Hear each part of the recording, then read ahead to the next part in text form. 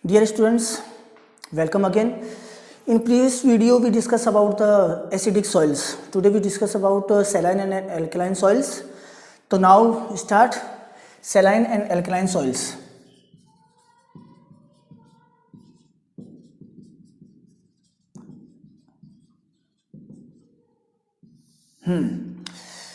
First of all, what is saline and alkaline soils? तो कल अपने डिस्कस किया था उसके अंदर कि कैसे सैलाइन सॉइल्स बनती हैं, कैसे अल्कलाइन सॉइल्स बनती हैं, कैसे एसिडिक सॉइल्स का फॉर्मेशन होता है। तो यहाँ पर अपन देखेंगे सबसे पहले डेफिनेशन की बात करें तो इसको आपको रटने की आवश्यकता नहीं है, क्योंकि मैं आपको एक अलग तरीके से डेफिनेशन बताता हूँ कैसे इसके अंदर याद करना है। तो यहाँ पर अपने को तीन चीज़ों की ज़रूरत होगी। पीएच अपन ऑलरेडी डिस्कस कर चुके हैं, तो यहाँ पर पीएच अपन डिस्कस कर चुके हैं और पीएच अपन ने देखा था 8.5। अपन ने क्या रखा था 8.5, या तो 8.5 से कम होगा या ज़्यादा होगा। और अपन ने डिस्कस भी किया था कि less than 8.5 these are saline soils and more than 8.5 these are alkaline soils. Now another thing is EC, electric conductivity, यानी कि विद्युत चालकता। तो इलेक्ट्रिक कंडक्टिविटी अपन देखेंगे 4 डेसीसाइमन्स पर मीटर पर। कितने पर? 4 डेसीसाइमन्स पर मीटर पर। और एक होगा आपके एक्सचेंजेबल सोडियम।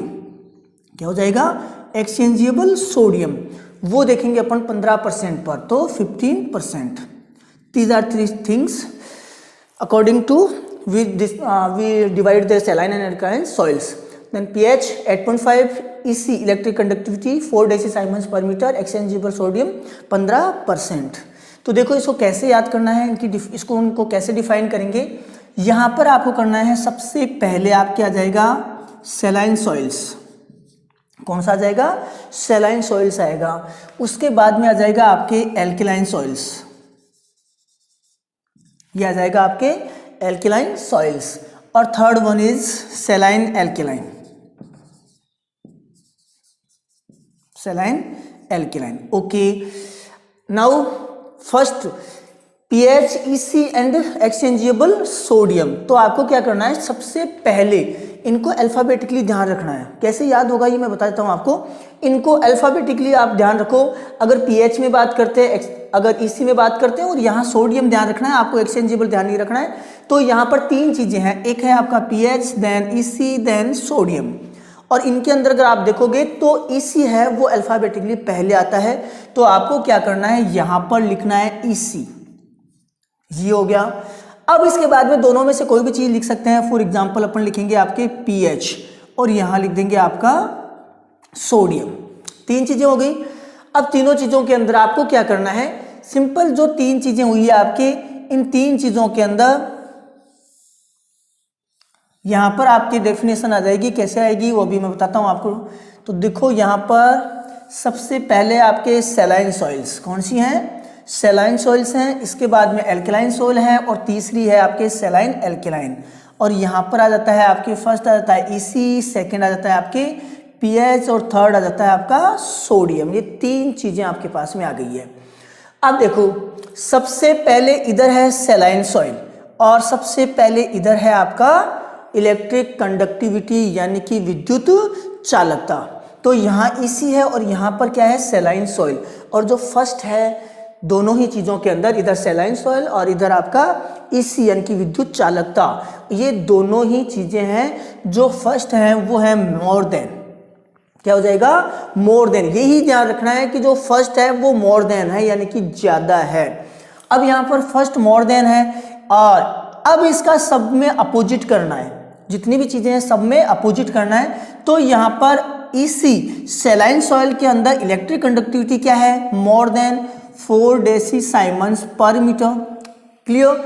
अब इसका जस्ट अपोजिट, अपोजिट का मतलब यहाँ मोर देन है तो यहाँ पर आ जाएगा लेस देन और यहाँ पर भी आ जाएगा लेस देन। क्लियर? यही इंपॉर्टेंट चीज है और इसी से अपने को डेफिनेशन याद हो जाएगी। तो यहाँ पर क्या आया, सैलाइन सॉइल्स के अंदर आपके ईसी यानी कि इलेक्ट्रिक कंडक्टिविटी है वो आपके 4 डेसीसाइमन्स पर मीटर से अधिक है। पीएच होगा वो जस्ट मैंने आपको बताया कि जो ईसी है उसका जस्ट अपोजिट आपका पीएच है, जस्ट अपोजिट आपका सोडियम है। तो यहां पर देखो क्या हो जाएगा, यहां लेस देन 8.5 और सोडियम लेस देन 15 50%। क्लियर? ये डेफिनेशन यानी कि ये चीजें तो आ गई किसकी, आपकी सैलाइन सॉइल्स की। अब जस्ट अपोजिट, सैलाइन का जस्ट अपोजिट होता है एल्केलाइन। तो यहां पर क्या है, मोर देन, इलेक्ट्रिक कंडक्टिविटी है वो मोर देन है, तो यहां पर हो जाएगा लेस देन। यहाँ pH मोर लेस देन है तो यहाँ हो जाएगा मोर देन, और यहाँ सोडियम है आपका वो लेस देन है तो यहाँ हो जाएगा मोर देन।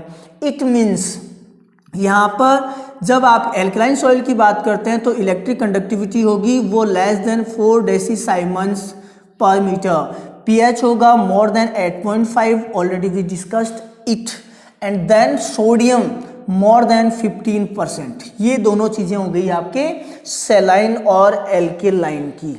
इंपॉर्टेंट है, याद रख लेना पहली चीज, EC और saline is more than 4 decisiemens per metre, और सारी चीजें आपको क्या करनी है, इनके अंदर सब कुछ अपोजिट कर देना है। यहाँ मोर देन है तो यहाँ लेस देन, लेस देन, यहाँ मोर देन है तो लेस देन, यहाँ लेस देन है तो मोर देन, यहाँ लेस देन है तो मोर देन।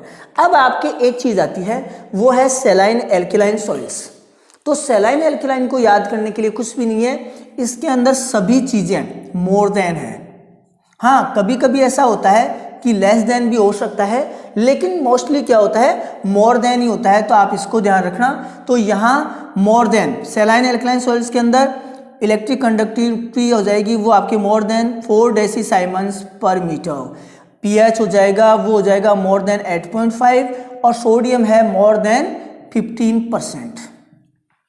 क्लियर? ये सिंपल सा फॉर्मूला हो गया आपके सैलाइन और एल्कलाइन सॉइल्स को याद करने का। अब बात आती है, अगर आपको जैसे मान लो कि डिफाइन किया जाता है तो डिफाइन करेंगे, तो कैसे डिफाइन करेंगे, तो डेफिनेशन की बात करें, यहाँ सैलाइन की बात करें तो क्या हो जाएगा, सैलाइन सॉइल्स के अंदर तीन चीजें आ गई आपके। सैलाइन के अंदर EC यानी कि इलेक्ट्रिक कंडक्टिविटी है more than 4 decisiemens per metre, pH है less than 8.5, and then sodium, exchangeable sodium less than 15%। तो क्या हो जाएगा, soils which have electric conductivity more than 4 decisiemens per metre, pH हो जाएगा वो हो जाएगा less than 8.5, and exchangeable sodium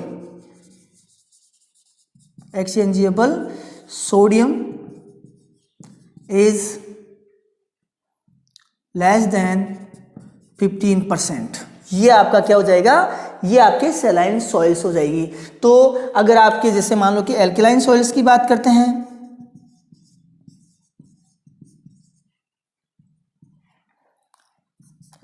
दो सॉइल्स विच हैविंग, अब देखो यहां पर आपके सैलाइन सॉइल के अंदर इलेक्ट्रिक कंडक्टिविटी मोर देन थी, तो यहां हो जाएगी electric conductivity less than 4 decisiemens per metre, pH हो जाएगा आपका मोर than 8.5, and exchangeable sodium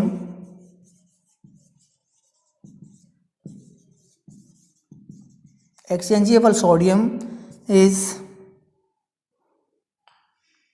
more than 15%।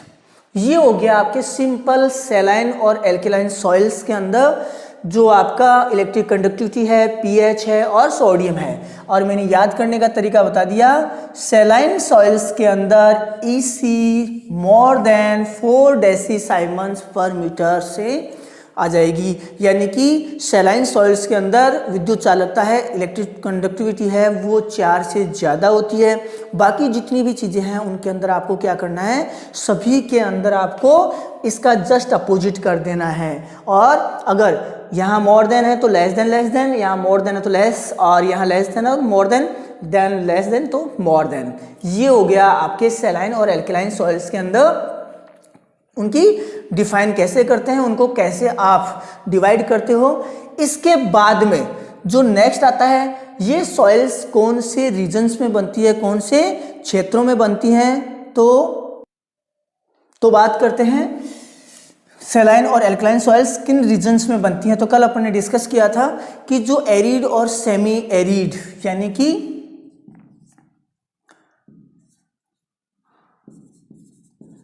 Arid and semi arid.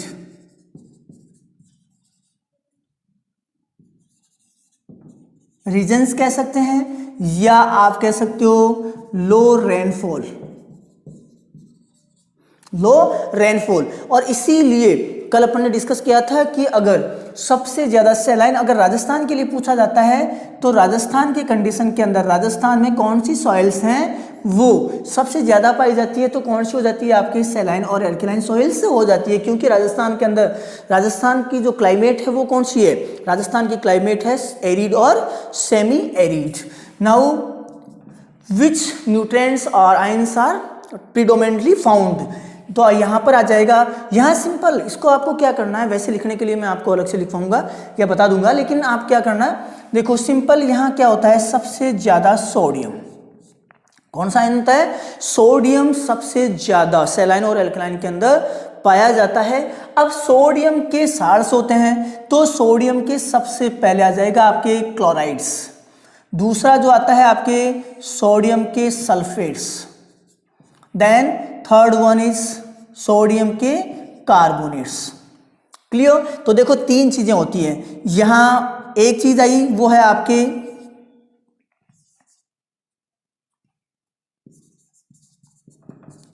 Chlorides of sodium, then दूसरा है आपके sulphates of sodium, then third one is carbonates of sodium. Okay, तो देखो यहां पर सोडियम के क्लोराइड्स हैं, सोडियम के सल्फेट्स हैं और सोडियम के कार्बोनेट्स हैं। अब यहाँ आपके दो सोइल्स हैं, अलग अलग लिखने की आवश्यकता नहीं है। वैसे अगर सिंपल डायरेक्टली पूछा जाता है सैलाइन और एल्कलाइन सॉइल्स के अंदर तो अपन बता सकते हैं सोडियम के क्लोराइड, सोडियम के सल्फेट्स और सोडियम के कार्बोनेट्स, लेकिन अलग अलग पूछता है सैलाइन का और एल्कलाइन का अलग पूछा जाता है। तो यहाँ पर देखो ये दोनों चीजें आती हैं, वो है आपके NaCl। याद करने का तरीका है सिंपल है, NaCl किसको कहते हैं अपन, साल्ट। साल्ट किसके अंदर होगा, सैलाइन सॉइल के अंदर होगा। किसके अंदर होगा, सैलाइन सॉइल के अंदर होगा। तो यहाँ पर आ जाएगा आपके सैलाइन सॉइल्स, किसके अंदर हो जाएगा, सैलाइन सॉइल्स। तो सिंपली आपका जो ये बच गया सोडियम के कार्बोनेट्स हैं, कार्बोनेट्स ऑफ सोडियम किस में हो जाएंगे आपके एल्किलाइन सॉइल्स के अंदर। किसके अंदर हो जाएंगे, एल्किलाइन सॉइल्स के अंदर। अब यहां पर दोनों ही चीजें अपने को साथ ही याद करनी है। जब अपन इनको क्लासिफाई करते हैं तो एक टर्म आती है आपके, एक होता है white alkali, then second one is black alkali. तो आपको क्या करना है, NaCl यानी कि ये सॉल्ट है, सॉल्ट वैसे ही व्हाइट होता है, सिंपल याद करने का तरीका है। तो सॉल्ट का कलर व्हाइट है, तो यहाँ पर ये आपकी जो सैलाइन सॉइल है वो सैलाइन सॉइल्स होंगी। इनको क्या कहा जाएगा, इनको कहा जाता है व्हाइट एल्कली। क्या कहा जाएगा इनको, व्हाइट एल्कली सॉइल्स कहा जाता है। और जो आपका कार्बोनेट्स ऑफ सोडियम ये आपके किस में है, एल्कलाइन सॉइल्स के अंदर है। तो एल्कलाइन सॉइल्स को क्या कहा जाएगा,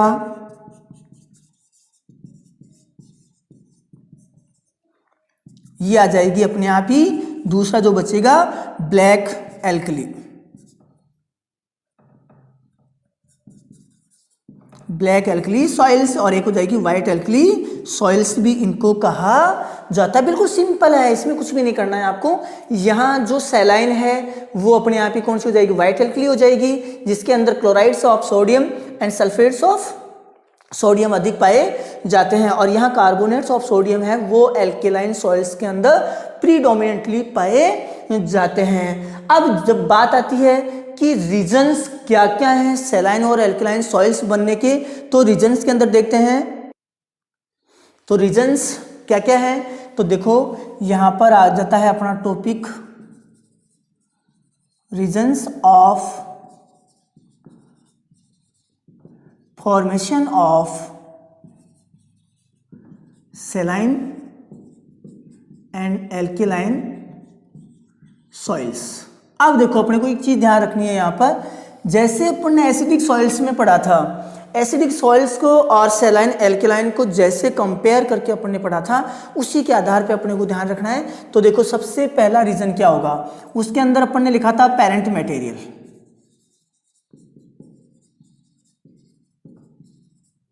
क्या लिखा था, पेरेंट मटेरियल, क्योंकि जो उसके अंदर भी अपन ने एसिडिक सॉइल के अंदर डिस्कस किया था कि जैसा नेचर रॉक्स का होगा वैसा ही नेचर जो सॉइल फॉर्मेशन होगी उसका भी वैसा ही नेचर होगा। तो उसके अंदर अपन ने ग्रेनाइट पढ़ा था, यहाँ एग्जाम्पल आ जाता है आपके बेसाल्ट। क्या जाता है, बेसाल्ट, क्योंकि इसका नेचर होता है वो बेसिक नेचर की होती हैं। किस नेचर की होती हैं, बेसिक नेचर की होती हैं। तो अपने को ध्यान रखना है, अगर कोई भी सॉइल है वो बेसाल्ट यानी जो इग्निस रॉक है बेसाल्ट, उसका नेचर है बेसिक, और अगर उससे कोई सॉइल फॉर्मेशन होता है तो उसकी नेचर भी कैसी होगी, वो सेलाइन होगी। सेकंड वन इज, उसके अंदर एसिडिक सॉइल के अंदर अपन ने पढ़ा था कि उसके अंदर क्या होता है, जो हाई रेनफॉल होता है उसके कारण से लीचिंग होता है, और लीचिंग के कारण सॉल्ट्स नीचे की ओर चले जाते हैं। लेकिन ये तो आपके सेलाइन और एल्कलाइन सॉइल्स हैं, ये तो कौन से क्षेत्रों में बन रही हैं, ये आपके एरिड और सेमी एरिड्स रीजन्स के अंदर बन रही हैं। इट मीन्स यहाँ पर क्या हो रहा था, इवापोरेशन हो रहा था। तो यहाँ पर आ जाएगा आपके लो रेनफॉल, और लो रेनफॉल के आगे आपको क्या करना है, हाई इवापोरेशन। और हाई इवापोरेशन के कारण से क्या होगा, जो सॉल्ट्स हैं बेसेज हैं वो सारे के सारे जो सॉइल है उसके अपर लेयर्स में आ जाएगी, और अपर लेयर्स में आ जाएंगे तो सॉइल का जो सॉइल निर्माण होगा, सॉइल फॉर्मेशन होगा, वो सेलाइन और एल्कलाइन नेचर की होंगी। Third one is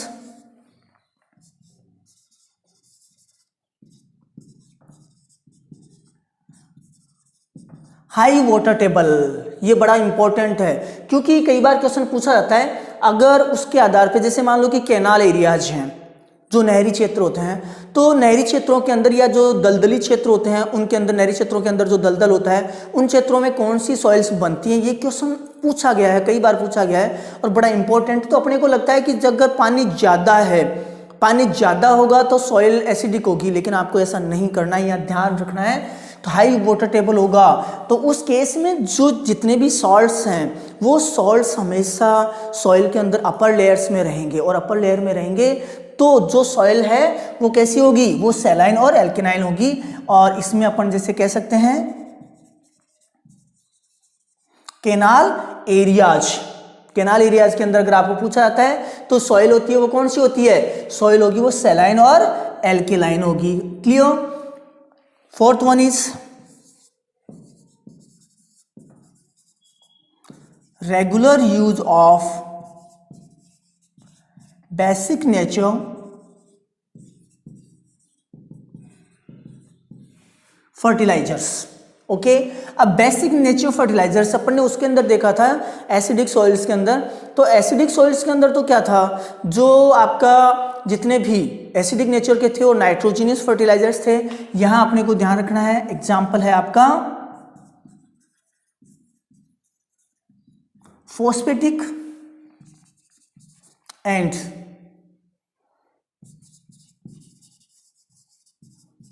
potassic fertilisers.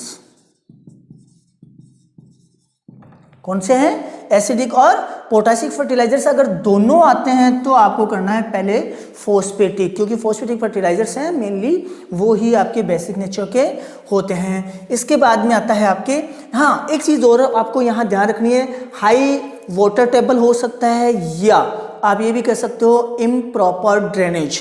अगर इम्प्रॉपर ड्रेनेज है उस केस में भी अगर आपके सॉइल्स हैं वो कैसी होगी, वहाँ पर सेलाइन और एल्कलाइन सॉइल्स होती हैं। अब इसके बाद में नेक्स्ट जो आता है वो आता है आपके रिक्लेमेशन किससे करते हैं। तो रिक्लेमेशन बड़ा इंपॉर्टेंट है, हर एग्जाम में क्वेश्चन पूछा जाता है। तो रिक्लेमेशन की बात करते हैं तो यहाँ पर अपना आ जाता है reclamation of saline and alkaline soils. Okay, ये रहा अपना टॉपिक। तो देखो रिक्लेमेशन के अंदर क्या क्या चीज़ें हैं। तो सबसे पहली बात करते हैं अपने जो अपन बात करेंगे इसके अंदर है जो रीजन, कोई भी ऐसा रीजन जो अगर एसिडिटी बढ़ा रहा है या एसिडिक सॉइल का फॉर्मेशन कर रहा है, इट मीन्स वो अपने सैलाइन और एल्कलाइन के अंदर क्या हो जाएगा, वो होगा उसका रिक्लेमेशन, यानी कि एसिड। क्यों? क्योंकि अपने को पीएच को क्या करना है, पीएच को कम करना है। इट मीन्स अगर सॉइल एसिडिक हो रही है, इट मीन्स सैलाइन और एल्कलाइन सॉइल्स हैं उनका रिक्लेमेशन हो रहा है, यानी कि पीएच को आप क्या कर रहे हो, कम कर रहे हो। तो उसके अंदर सबसे पहले रीजन के अंदर अपन ने देखा था वो था आपकी लीचिंग। बड़ा इंपॉर्टेंट है लीचिंग, यानी कि जितने भी सॉल्ट्स हैं वो क्या हो जाएंगे, अगर लीच आउट हो जाते हैं, सॉल्युबल सॉल्ट हैं, वो पानी के द्वारा वाटर के साथ के अंदर अगर नीचे की ओर डाउनवर्ड मूवमेंट करते हैं रूट जोन से, तो आपके क्या आ जाएगा, जितने भी सॉल्ट्स अगर नीचे की ओर जा रहे हैं तो सॉल्ट्स की कमी होगी, यानी कि सॉल्ट्स कम होंगे तो पीएच होगा वो कम हो जाएगा। तो यहां पर क्या आ जाएगा, salts are dissolved in water and move downward from root zone। ध्यान रखना है, from root zone। ओके, तो अगर रूट जोन से जितने भी सॉल्ट्स हैं, बेसेज हैं, अगर वो नीचे की ओर जा रहे हैं तो सॉइल का पीएच होगा वो कम होगा। Second one is scraping. क्योंकि सॉल्ट्स हैं, बेसेज हैं, सॉल्ट्स हैं, वो सॉइल सरफेस के ऊपर होते हैं और सॉइल सरफेस के ऊपर हैं, अगर उनको स्क्रैप करके अगर उनको एक साइड में कर दिया जाता है तो उसके अंदर क्रॉप प्रोडक्शन किया जा सकता है। तो दूसरा जाएगा scraping. Third one is use of organic matter. Clear है, सिंपल है। एसिडिक सॉइल्स के अंदर अपन ने पढ़ा था कि अगर ऑर्गेनिक मैटर ज़्यादा है, माइक्रो ऑर्गेनिजम्स की एक्टिविटी ज़्यादा है, उस केस में क्या होगा, ऑर्गेनिक एसिड्स बनते हैं और ऑर्गेनिक एसिड्स बनेंगे, उस केस में क्या होता है, एसिडिटी बढ़ती है, ह्यूमस का निर्माण होगा, ह्यूमस का निर्माण है तो एसिडिटी बढ़ेगी। तो यहाँ पर यूज ऑफ ऑर्गेनिक मैटर, और इसके अंदर आप क्या आ जाता है, देखो सभी चीज़ें, केवल आपको ये नहीं ध्यान रखना है कि FIM है, ऑर्गेनिक मैनर है, सारी की सारी चीज़ें आती है। तो यहाँ पर आ जाता है आपके FIM है, कंपोस्ट है, ग्रीन मैन्यूरिंग है। बस ध्यान इतना सा रखना है कि जो ग्रीन मैन्यूरिंग है वो आपकी बेस्ट है ढीचा। कौन सा है, ढीचा, इंपॉर्टेंट है, पूछा जाता है सैलाइन सॉइल्स के अंदर बेस्ट ग्रीन मैन्यूरिंग क्रॉप कौन सी है, तो वो आ जाएगा आपके सस्पेनिया ढीचा। अब इसके बाद ये अपन पहले ऑलरेडी भी discuss about the organic matter, क्योंकि यहाँ अपन पहले ही एसिडिक सॉइल के अंदर जब उसका फॉर्मेशन हो रहा था रीजन्स के अंदर पढ़ा था कि अगर एसिडिक सॉइल बन रही है तो ऑर्गेनिक मैटर से ऑर्गेनिक एसिड्स का फॉर्मेशन होता है, डिकम्पोजिशन होगा, ऑर्गेनिक एसिड्स बनते हैं और ऑर्गेनिक एसिड्स बनेंगे तो एसिडिटी बढ़ेगी, यानी कि सैलाइन और एल्कलाइन सॉइल को रिक्लेमेट करने का एक ही तरीका है एसिडिटी को बढ़ाना, यानी कि पीएच को कम करना। तो अपन डिस्कस कर चुके हैं। फोर्थ है आपका use of chemical compounds. Clear, chemicals का यूज करना। तो देखो आपके केमिकल्स के अंदर क्या आ जाएगा,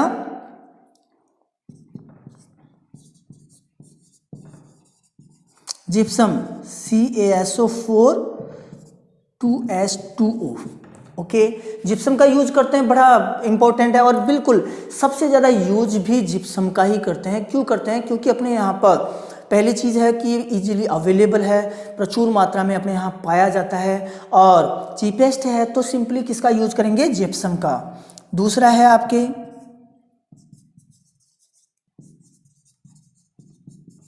आयरन पायराइट। किसका यूज करते हैं, आयरन पायराइट का यूज करते हैं। इसके बाद में आता है आपके H2SO4 सल्फ्यूरिक अम्ल, sulphuric acid,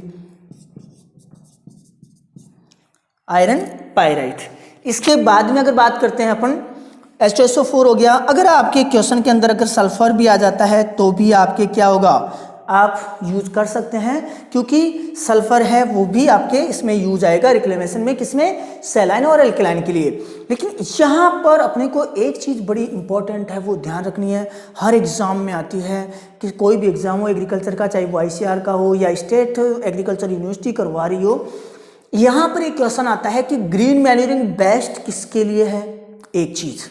second one is chemically, क्या केमिकल्स आप कौन सी सॉइल के लिए करोगे, क्योंकि दो सॉइल्स हैं आपके यहाँ पर, एक आपके सैलाइन है और दूसरी कौन सी है आपके एल्कलाइन, दो प्रकार की सॉइल्स हैं। तो यहाँ पर आप किसके लिए आप ग्रीन मैन्यूरिंग यूज करोगे और किसके लिए आप जिप्सम या केमिकल यूज करेंगे, तो यहाँ पर आपको ध्यान रखना है, बहुत ही इंपॉर्टेंट है। ग्रीन मैन्यूरिंग की बात आती है तो मैं लिख देता हूँ यहाँ पे, बेस्ट सुटेड फॉर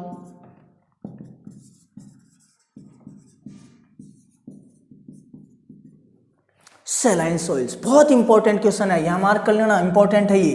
तो best suited for saline soil, saline soils के लिए कौन सी हो जाएगी आपके, ये वो हो जाएगी आपके ग्रीन मैन्यूरिंग। लेकिन अगर आपको एल्कलाइन सॉइल के लिए है तो आपके क्या हो जाएगा, एल्कलाइन सॉइल्स के लिए आपको क्या करना पड़ेगा, केमिकल्स पे जाना ही पड़ेगा। और केमिकल्स के अंदर पढ़ने बात की सबसे ज़्यादा जो यूज़ करते हैं वो आपका कौन सा है, जिप्सम। तो ग्रीन मैन्यूरिंग। लेकिन एक चीज़ और ध्यान रखनी है, अगर एग्जाम में आपके जितने भी ऑप्शंस हैं, स्क्रैपिंग है, लीचिंग है, then use of organic matter है, अगर ये सारी चीज़ें आती हैं तो, और अगर ऑप्शन के अंदर ऑल ऑफ अबव होता है तो दोनों के लिए, सैलाइन के लिए भी और एल्कलाइन के लिए भी आपको क्या करना है, दोनों ही करना है ऑल ऑफ अबव के अंदर। तो ऑल ऑफ अबव आता है तो सैलाइन के लिए भी ऑल ऑफ अबव आएगा और एल्कलाइन के लिए भी ऑल ऑफ अबव ही आएगा। लेकिन अगर अलग पूछता है, सैलाइन के लिए पूछा जाता है कि ग्रीन मैन्यूरिंग, और तो ग्रीन मैन्यूरिंग बेस्ट होगा, लेकिन अगर एल्कलाइन के लिए पूछा जाता है तो आपके जिप्सम बेस्ट होगा। इसके बाद में अगला जो है वो आता है, अगला जो है वो आता है आपके 5th नंबर का, वो है आपके soil and crop management. Okay, अब देखो इसमें क्या है, सबसे पहले तो सॉइल और क्रॉप मैनेजमेंट के अंदर इसमें सबसे पहला तो आता है proper drainage.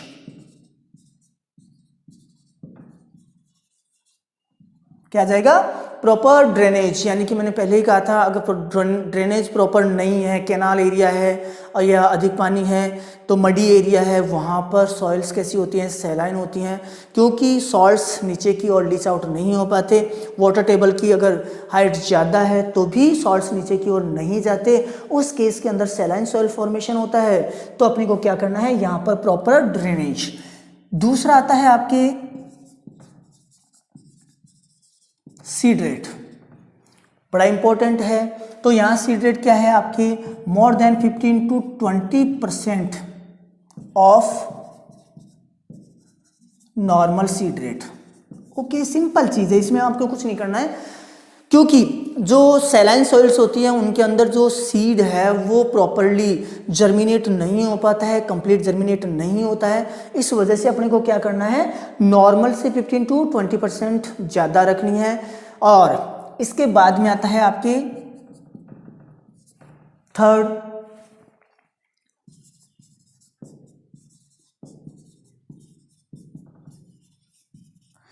Salt tolerant crops. Important है, एग्जाम के अंदर जरूर पूछता है, बहुत ही इंपॉर्टेंट है। तो देखो साल्ट टॉलरेंट क्रॉप्स की बात करते हैं अपन, तो सबसे पहले आ जाता है आपके शुगर बीट। कौन सा आ जाएगा, शुगर बीट। इसके बाद में आ जाता है स्पाइनच, फिर आता है आपके ढेचा, और क्रॉप की बात करते हैं तो आ जाता है बार्ले। और बार्ले वो क्रॉप है, याद रख लो, बार्ले वो क्रॉप है जो आपके ड्राई एरियाज के लिए भी बेस्ट है और सैलाइन सॉइल्स के लिए भी बेस्ट है। इसके बाद में यहाँ पढ़ रहे हैं, चलो क्रॉप्स की बात नहीं कर लेते हैं, साथ के अंदर फ्रूट्स की बात भी करते हैं, फ्रूट क्रॉप्स की बात करते हैं। तो देखो फ्रूट्स क्रॉप्स के अंदर आ जाएगा आपके डेट, डेट पाम आ जाएगा। डेट पाम के बाद में है आपके अनोला, इसके बाद में है आपके बेर, इसके बाद है आपका पॉमग्रेनेट। कई बार ये पूछा जाता है कि इसके अंदर ऑप्शन के अंदर शुगर बीट, स्पाइनस, डेचा, बार्ली ये नहीं होता, तो आप ध्यान रख सकते हो यहाँ मस्टर्ड को भी उगाया जा सकता है। अगर ये ऑप्शन नहीं आता है तो मस्टर्ड को भी उगाया जा सकता है, इंपॉर्टेंट है, ध्यान रखना। तो ये हो गई साल्ट टॉलरेंट क्रॉप्स। इसके बाद में फोर्थ आता है आपके salt tolerant varieties. Okay, salt tolerant varieties. तो देखो साल्ट टॉलरेंट वेराइटीज के अंदर सबसे पहले बात करते हैं अपन वीट, इंपॉर्टेंट है, यहां पर आ जाता है आपके KRL14। कौन सी वैरायटी है? KRL14। इसके बाद में आता है आपका पेडी IR8। जया को भी उगाया जा सकता है, लेकिन आप सिंपल एक ही वैरायटी याद रखो जो सबसे इंपॉर्टेंट है। इसके बाद में लूनीश्री, कौन सी हो जाती है? लूनीश्री। इसके बाद में बात करते हैं अपन बार्ले, BL2 बिलाडा, कौन सी हो जाती है? BL2। इसके बाद में बात करते हैं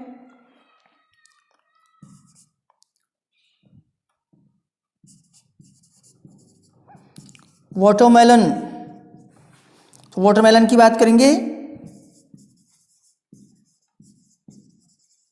शुगर बेबी, कौन सी है? Sugar baby. अगर इसके बाद में बात करें अपन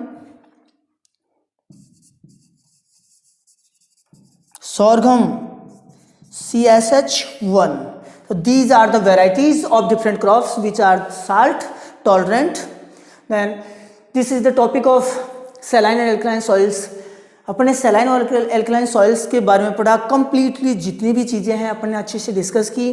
कौन से किसको कैसे उनको डिफाइन करते हैं, उनके अंदर कौन कौन से जो न्यूट्रिएंट्स हैं वो सबसे ज़्यादा पाए जाते हैं, और उनका रिक्लेमेशन कैसे करते हैं, रीजन्स क्या हैं। बड़ा इंटरेस्टिंग और इम्पोर्टेंट टॉपिक है, जिसके अंदर से आपके हर एग्ज़ाम में आपको 1 या 2 क्वेश्चन आपको हर एग्ज़ाम में मिलते हैं। तो ये था अपने सैलाइन और एल्कलाइन सॉइल्स का topic. Thank you for watching. फिर मिलते हैं अगले वीडियो के अंदर अगले टॉपिक के साथ में, जो होगा अपना न्यूट्रिएंट्स का। तो थैंक यू फॉर वॉचिंग।